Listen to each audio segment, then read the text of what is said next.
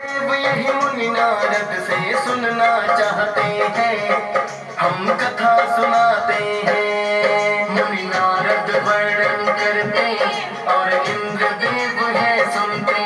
मुनि नारद वर्णन करते और इंद्रदेव है सुनते।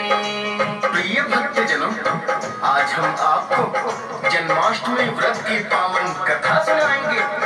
प्रिय भक्तों, आपको ज्ञात होगा कि हर एक व्रत की एक कथा अवश्य होती है और व्रत करने वाले भक्त इस कथा का श्रवण या पठन अवश्य ही करते हैं।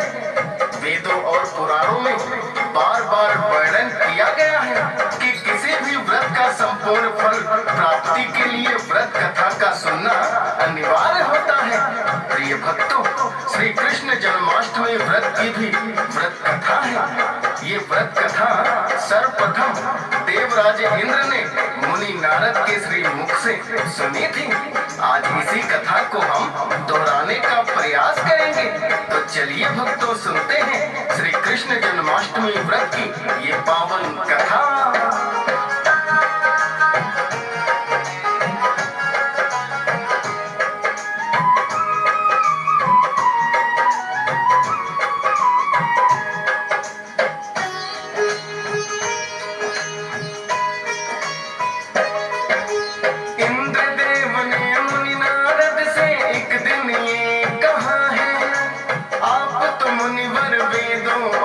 पुराणों की ज्ञाता है, सभी व्रतों में कौन सा उत्तम मुनिवर आप बताएं।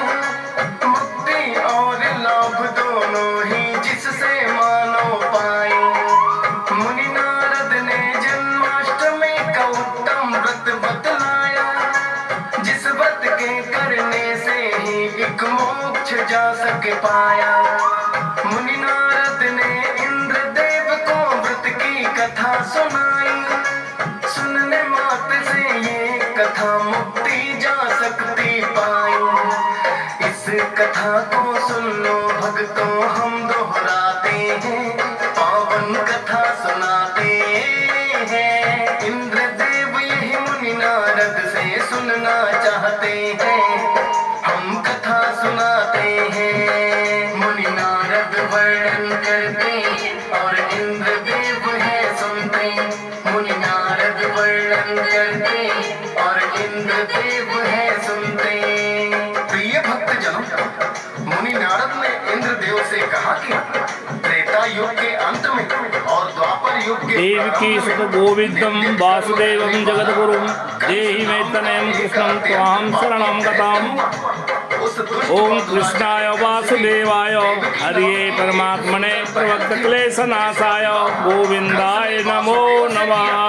जब कंस अपनी बहन देवकी का सारथी बनकर उसे ससुराल छोड़ने के लिए जा रहा था, तभी आकाशवाणी हुई, हे कंस, तुम जिसके सारथी बने हो, जिस बहन को तुम ससुराल ले जा रहे हो, उसी का 8वां पुत्र तुम्हारा वध करेगा। यह सुनते ही कंस बड़ा ही क्रोधित हुआ और अपनी बहन का वध करने के लिए उसने तुरंत तलवार खींच ली।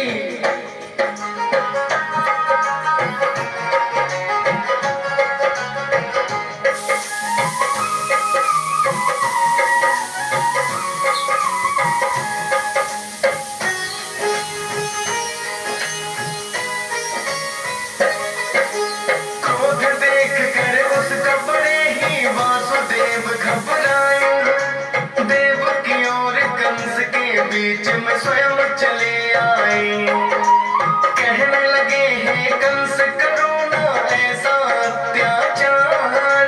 भाई होकर अपनी बहन को कैसे दोगे मां। हमारे 8वें पुत्र से आपको जो भय लगता है, इसका कोई उपाय भी तो हो ही सकता है। कारागार में पति पत्नी हम दोनों रह लेंगे और जो हो संतान हमारी तुमको दे देंगे। वासुदेव की शर्त कंस फिर मान ही जाते हैं, पावन कथा सुनाते हैं। इंद्रदेव यही मुनि सुनना चाहते हैं, हम कथा सुनाते हैं। मुनि नारद वर्णन करते और इंद्रदेव है सुनते। मुनि नारद वर्णन करते और इंद्रदेव है सुनते। प्रिय भक्तजन, मुनि नारद ने इंद्रदेव से कहा कि वासुदेव की बात मानकर कंस ने अपनी बहन और बहनोई को कारागार में बंद कर दिया और बाहर कड़ा पहरा लगा दिया तथा प्रहरियों को आदेश दिया कि जब भी वासुदेव और देवकी की कोई संतान होती है तो लाकर मुझे सौंप दिया जाए। यदि किसी ने मेरे आज्ञा का पालन नहीं किया तो उसे मृत्यु दंड दे दूंगा। प्रिय भक्तों, प्रहरी कंस के क्रोध से भली भांति परिचित थे, भला उनकी आज्ञा का पालन कैसे न करते।